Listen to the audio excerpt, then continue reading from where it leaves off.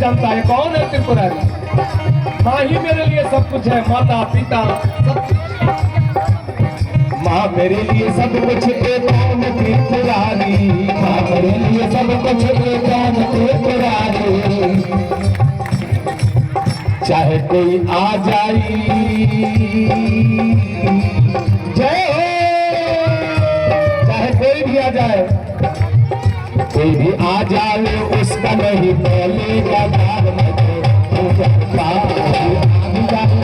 नहीं बोलेगा दाल में चाहे कोई आवे उसका नहीं बोलेगा दाल में तो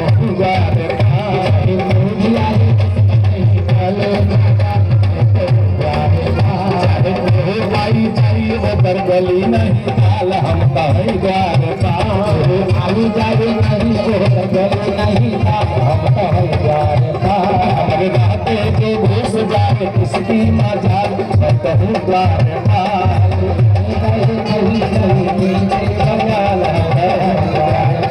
हरी ताली बजाते हुए भाव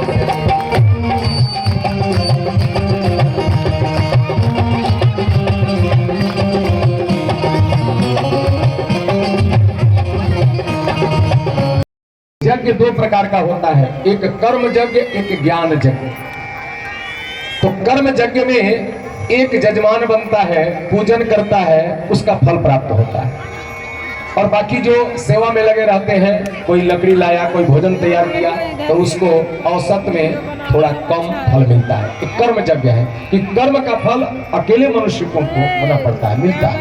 लेकिन जो ज्ञान यज्ञ होता है, जैसे कथा हुआ, सत्संग हुआ, ये ज्ञान यज्ञ है। ये ज्ञान यज्ञ की महिमा कर्म यज्ञ की महिमा से ज्यादा होती है। कैसे? इसमें कोई दान दे तो हनुमान जी कौन थे, ये सब हम कौन बताएगा? हम ही बताएंगे। तब हमारे बालक सत्य सनातन के धर्म पथ पर अग्रसर होंगे।